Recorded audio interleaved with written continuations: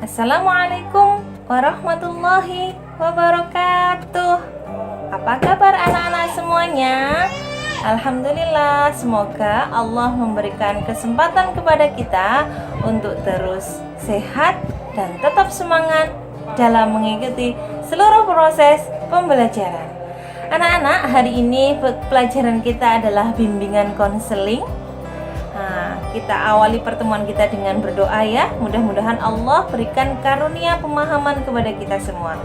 Bismillahirrahmanirrahim. Raditu billahi robba wa bil islami dina wa bi Muhammadin nabiyya wa rasulah. Rabbi zidni ilma warzuqni fahma waj'alni min ibadikas sholihin. Amin. Mudah-mudahan dengan belajar Allah karuniakan kita menjadi orang-orang yang sholih. Anak-anak semuanya, selamat datang di bimbingan konseling. Slogan kita, BK Peduli Siswa. Anak-anak semuanya sudah pernah dengar tentang bimbingan konseling? Kalau dulu di SD-nya sudah pernah ada pelajaran bimbingan konseling, insya Allah sudah tahu ya apa itu bimbingan konseling. Namun kebanyakan di luar sana sekolah-sekolah SD masih belum ada pelajaran bimbingan dan konseling.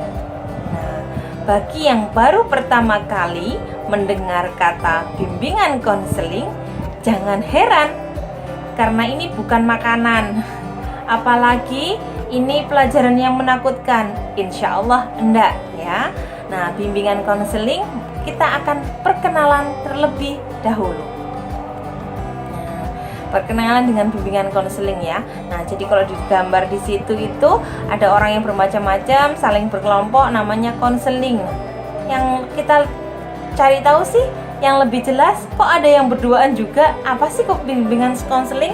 Penasaran nggak ya? Nah, kalau pelajaran yang lain ada matematika, IPA, bahasa Indonesia, jelas ya. Memang ada kompetensi yang harus dicapai. Nah, untuk BK apa sih sebenarnya? Nah, sebelum kita nanti cari tahu pengertian dari bimbingan konseling itu sendiri, kita cari tahu kenapa. Karena dengan pertanyaan kenapa atau bahasa Inggrisnya why gitu ya, kita akan banyak mendapatkan jawaban atas apa yang akan kita kerjakan. Why gitu ya, kenapa gitu ya, kenapa harus ada BK gitu kan. Nah, jawabannya because siswa gitu ya, kalian, nah anak-anakku yang dirahmati Allah semuanya, memiliki kebutuhan psikis, nah, perasaan, jiwa gitu ya, itu kebutuhan kalian, dan kalian harus tahu tentang perasaan kalian masing-masing dan tentu juga perasaan orang lain ya. Yang kedua, siswa memiliki kebutuhan informasi tentang banyak hal, termasuk dirinya sendiri, lingkungan, dan lain sebagainya. Kemudian yang ketiga, siswa memiliki kebutuhan aktualisasi diri. Kalian harus menunjukkan kalian itu sebenarnya bagaimana sih gitu ya. Nah, itu butuh aktualisasi diri. Nah, insya Allah nanti di BK kalian akan dibantu untuk cari tahu siapa kalian. Nah, kalau ada pertanyaannya who am I, siapa saya? Nah, nanti insya Allah di BK akan banyak tahu tentang diri kalian masing-masing. Kita akan bantu ya insya Allah ya. Kemudian yang terakhir ya, yang why, yang terakhir, kenapa sih harus ada BK itu? Yang terakhir, atau kalau di sini ya, yang terakhir di slide saya ini, siswa butuh kemampuan menyelesaikan permasalahan. Jadi kalian itu pasti punya masalah. Semua orang yang hidup pasti punya masalah, dan masalah itu butuh untuk diselesaikan. Nah, sebagai siswa, ketika kalian berada di sekolah, kalian nanti akan ketemu dengan guru BK dan kalian akan dibantu gitu ya, untuk mencari jawaban dari setiap permasalahan yang akan kalian hadapi. Bagaimana sih solusinya? Itu ya, itu kepentingan BK. Nah, sekarang kita cari tahu pengertian dari bimbingan konseling. Nah, bimbingan konseling sendiri terdiri dari dua kata, bimbingan dan konseling. Sebenarnya ini adalah satu kesatuan, namun kita pisah dulu untuk kita cari tahu sebenarnya fungsinya apa, kemudian ngapain sih BK itu. Nah, kita preteli gitu ya, kita urai satu persatu agar kita tahu dan kita semakin kenal BK, nanti tidak termakan isu bimbingan konseling sebagai polisi sekolah. No, salah gitu ya. Di SMP Bina Insan Mandiri, bimbingan konseling bukan polisi sekolah. Nah, kok enggak polisi sekolah? Bukannya BK itu ya Ustazah, yang suka ngobrai anak-anak yang telat. No, itu tugas kedisiplinan ya. Kalau BK akan membantu kalian mengatasi permasalahan kalian. Nah, coba kita tahu, kita urai satu persatu. Apa sih bimbingan itu? Nah, kita kalimat pertama ya, kata pertama, bimbingan. Apa sih bimbingan itu? Nah, bimbingan itu proses pemberian pertolongan yang berkelanjutan dan sistematis. Dikatakan berkelanjutan karena bimbingan itu merupakan proses yang tidak instan, melainkan sesuatu yang kontinu, terus-menerus, sampai permasalahan yang dihadapi oleh siswa dapat menemukan solusi. Sistematis karena memang BK tidak berdiri sendiri, ada hal-hal lain yang di luar BK yang akan bekerja sama kemudian membantu untuk menyelesaikan permasalahan itu kepada siswa dalam menyesuaikan diri dan mencapai kesejahteraan hidup. Nah, misal gitu ya, misal kalian sekarang ini masa SMP di tengah pandemi, kira-kira kalian menyesuaikan diri nggak sih gitu ya? Tadinya yang kalian bayangkan, kalian setelah lulus SD itu masuk pesantren, kemudian tinggal di pesantren, namun sampai tanggal sekian gitu ya, sampai pertengahan Juli ini pandemi belum berakhir dan kita masih harus belajar online. Kita harus belajar daring seperti ini gitu ya. Nah, ini butuh penyesuaian. Bagaimana sih caranya? Ada trik-triknya, insya Allah nanti akan dibagi oleh BK. Nah, tujuannya apa? Untuk mencapai kesejahteraan hidup. Nah, itu bimbingan. Jadi proses pemberian pertolongan yang berkelanjutan dan sistematis gitu ya, untuk membantu siswa menyesuaikan dirinya gitu ya dengan situasi permasalahan yang dihadapi. Nah, itu bimbingan. Nah, bimbingan ini kita bagi menjadi 2. Apa saja? Nah, bimbingan itu caranya nanti bisa kita lakukan dengan 2 cara ya anak-anak ya. Yang pertama dengan cara klasikal. Maksudnya apa? Dengan klasikal itu kita belajar dengan banyak orang. Tuh gambarnya, gurunya di depan, muridnya di belakang, berbanyak orang, menggunakan papan, menjelaskan di depan. Itu yang namanya klasikal, beramai-ramai dengan banyak orang satu kelas. Klasikal. Sedangkan yang kedua dengan cara bimbingan kelompok. Nah, ini bimbingan kelompok hanya sejumlah orang, tidak lebih dari 8 gitu ya. Kalau di situ digambar ada 5 orang, satu gurunya gitu ya. Atau kalau lebih kerennya itu namanya konselor. Nah, konselor ini istilah keren untuk guru BK. Nah, guru lain nggak punya istilah keren. Kalau guru BK punya istilah keren, namanya konselor. Nah, ini satu konselor bersama beberapa siswa melakukan bimbingan kelompok.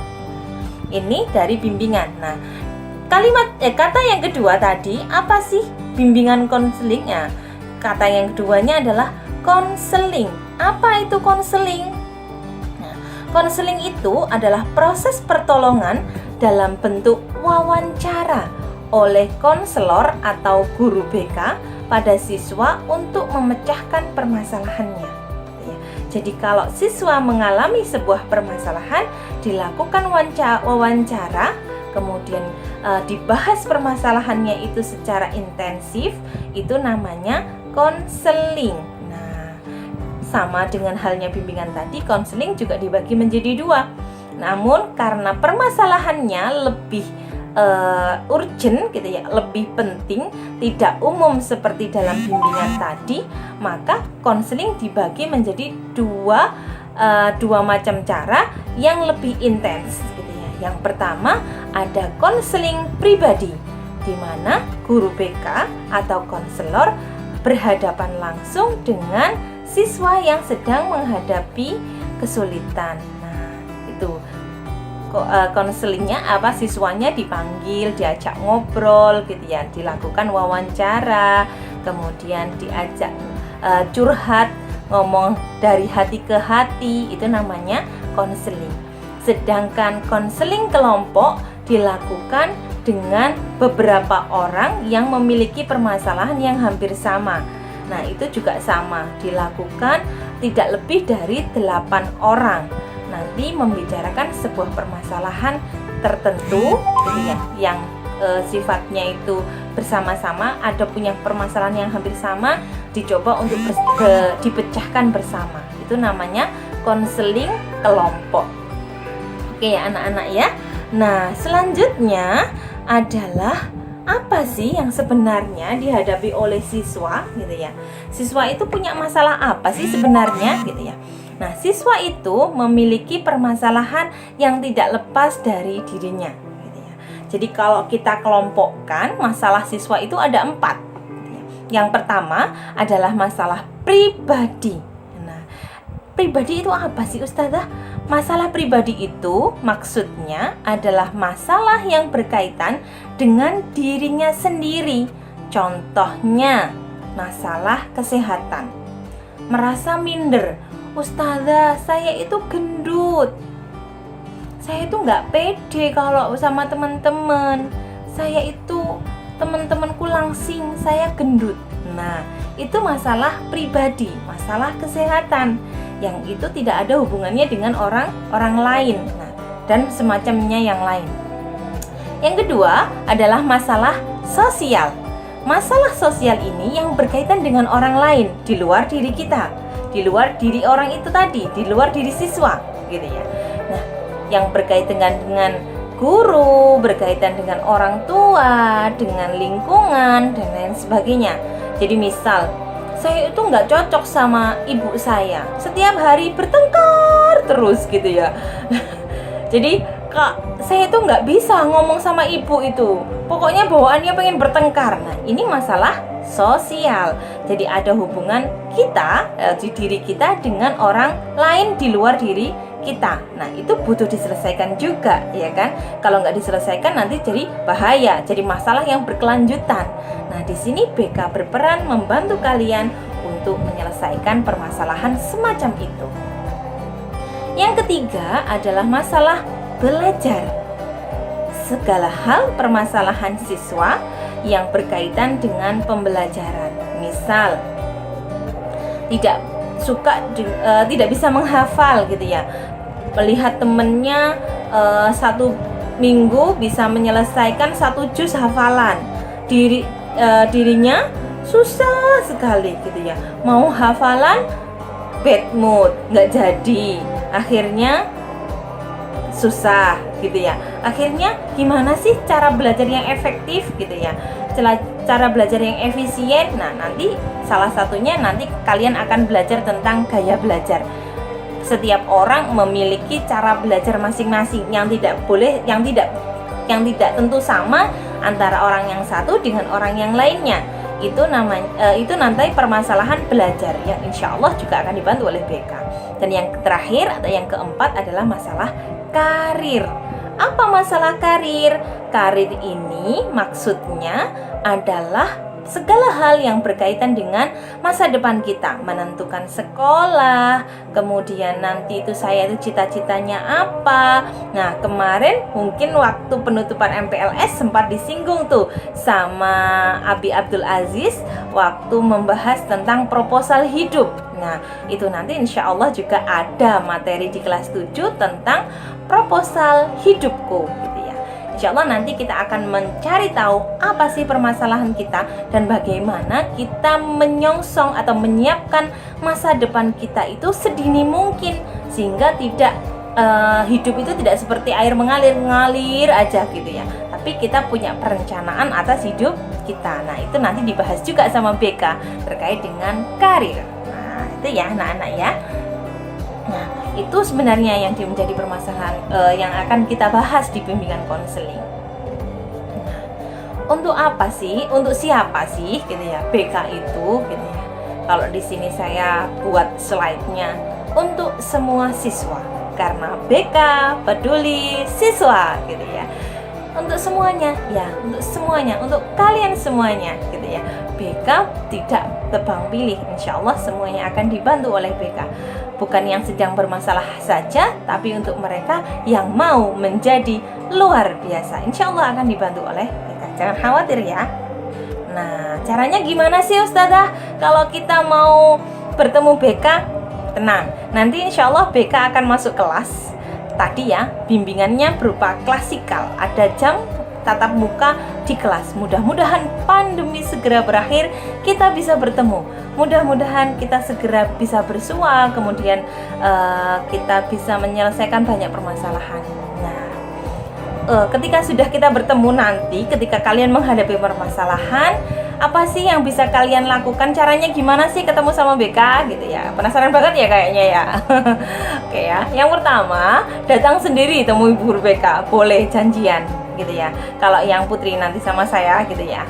Yang kedua, dipanggil. Kalau kemudian saya merasa di antara kalian ada yang butuh bantuan, nanti saya akan membuat surat rekomendasi di kelas untuk saya panggil. Gak usah ndredeg ya, gak usah grogi, gak usah takut. Nah, belum tentu itu permasalahan yang berat, karena bisa jadi saya melihat ada potensi besar di diri kalian, nanti bisa ikut lomba atau yang lainnya. Nah, mudah-mudahan begitu ya. Jadi kalau dipanggil sama guru BK jangan takut dulu, seperti yang kalian mungkin pernah tahu gitu ya, guru BK itu serem. Enggak, insya Allah enggak sama sekali gitu ya. Lihat saya aja ceria seperti ini. Insya Allah enggak ya, jangan khawatir ketika dipanggil BK. Insya Allah BK akan membantu setiap permasalahan kalian. Nah, yang ketiga, kita akan kalian nanti mungkin dapat rujukan dari kepala sekolah tuh. Nah, itu ada fotonya kepala sekolah kita, Ustadz Akbar Aji Seno. Atau yang kedua, wakakurikulum kita, Ustazah Eka Hartati gitu ya. Beliau ini nanti kalau nyari yang kurus, tinggi, putih, kayak wajah orang-orang Korea gitu ya. Nah, itu nanti ketemu sama Ustazah Eka.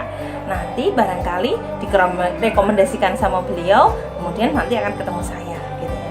Atau wali kelas, ketemu sama wali kelas kalian, karena saya bukan wali kelas gitu ya. Guru BK nggak jadi wali kelas gitu ya. Nah, karena nanti ketemu dari wali kelas, nanti akan dirujuk kepada BK. Kemudian atau dari guru mata pelajaran. Nah, insya Allah caranya banyak. Kalau kita mau ketemu sama BK, insya Allah caranya banyak. Jangan khawatir ya, insya Allah BK akan membantu kalian. Karena apa? BK peduli siswa. Nah, selanjutnya, don't worry, jangan khawatir. BK punya kode etik. Seperti halnya seorang dokter, ketika melakukan sebuah diagnosis, dokter tidak boleh melakukan asal-asalan diagnosis gitu ya. Tapi punya kode etik, apa aja sih rambu-rambunya agar proses diagnosis atau proses pemeriksaan terhadap pasien itu berjalan dengan baik. Nah, kalau di dalam BK juga sama. Ketika melakukan konseling, ketika melakukan bimbingan, itu punya kode etik juga, punya rambu-rambu yang nantinya bisa kita taati bersama. Yang pertama, rahasia.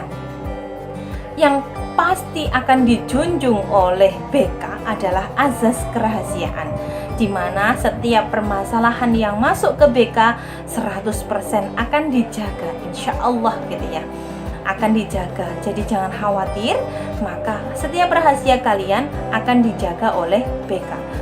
Tidak akan diberikan informasi terkait dengan nama-nama kalian, kecuali nanti akan ada kode-kode tertentu gitu ya. Nah, itu yang kami berikan gitu ya. Rahasia adalah kode etik kita yang pertama. Yang kedua, sukarela. Jadi kalian datang ke BK itu dengan sukarela, tanpa dipaksa oleh siapapun, dengan keinginan hati sendiri. Yang ketiga, terbuka.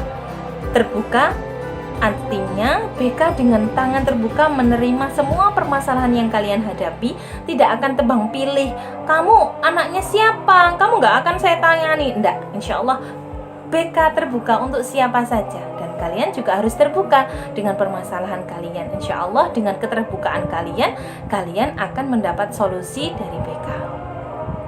Yang keempat, terkait kekinian, insya Allah up to date gitu ya. Yang kelima, keterpaduan. Artinya keterpaduan ini apa? Keterpaduan ini artinya adalah terpadu, saling melengkapi data dan lain sebagainya. Yang keenam, normatif, sesuai dengan norma-norma yang ada, norma agama, norma sosial, norma lingkungan, norma hukum dan lain sebagainya.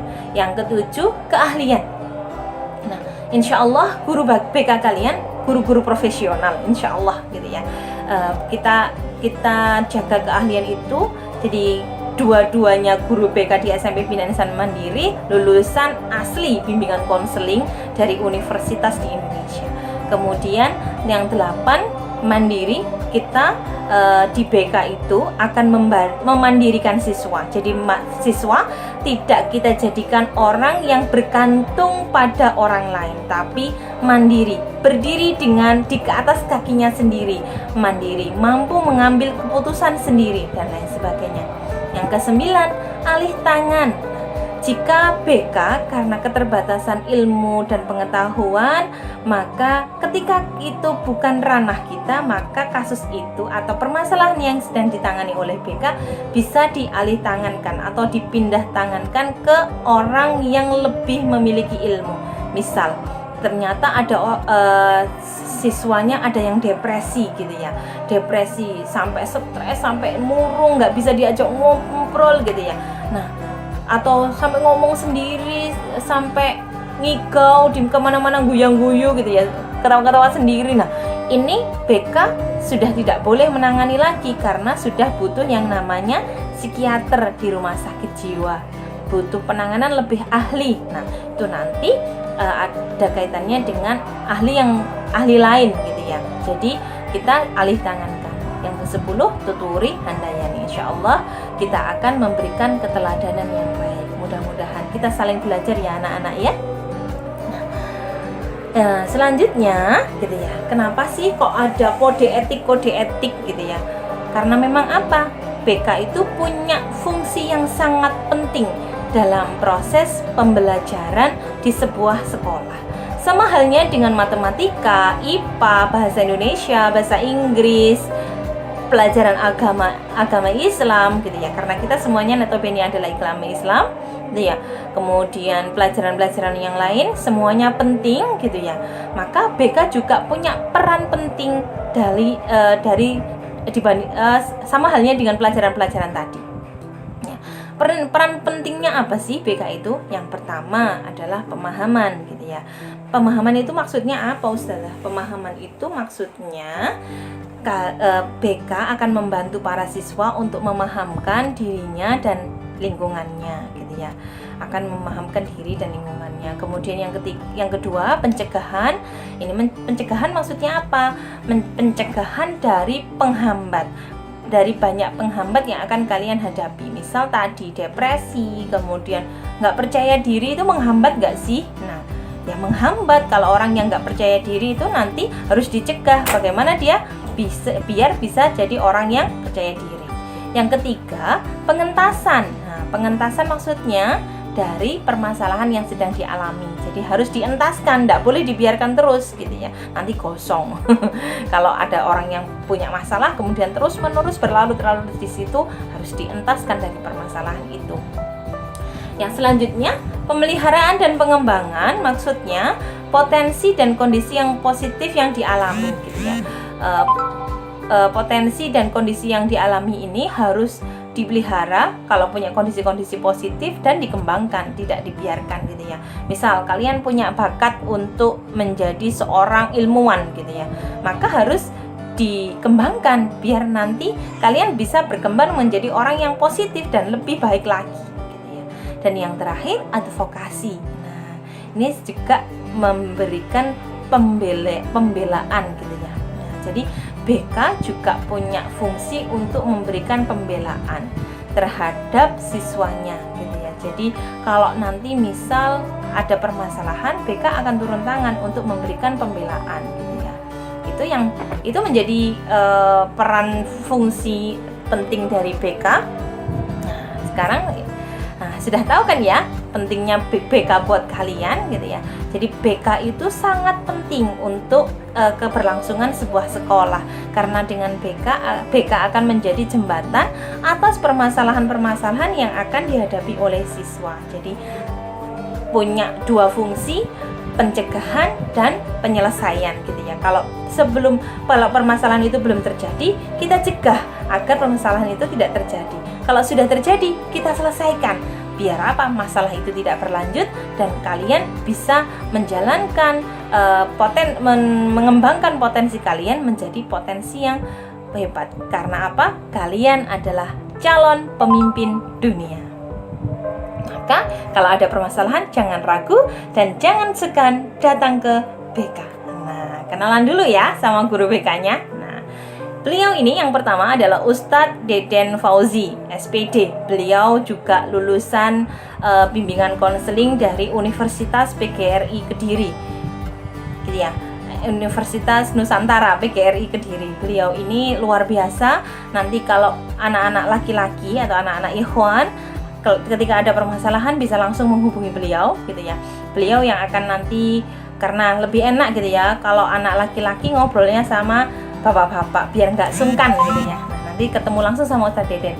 Nah, sebelahnya itu saya, sama ya wajahnya itu pakai edit. Nah, itu saya. Jadi nanti yang santri putri atau siswinya nanti kalau ada permasalahan biar lebih enak, lebih nyaman, nanti ketemu sama saya, sama Ustazah Fariha, jangan lupa. Oke ya, itu dulu sekian dari saya. Mudah-mudahan apa yang kita sampaikan hari ini, permasalahan kalian bisa segera teratasi. Kita berdoa dengan khusyuk, kita berdoa kepada Allah agar pandemi ini segera berakhir dan kita bisa bertemu di kampus Ponpes Mbaron, SMP Bina Insan Mandiri Mbaron. Saya akhiri. Wassalamualaikum warahmatullahi wabarakatuh.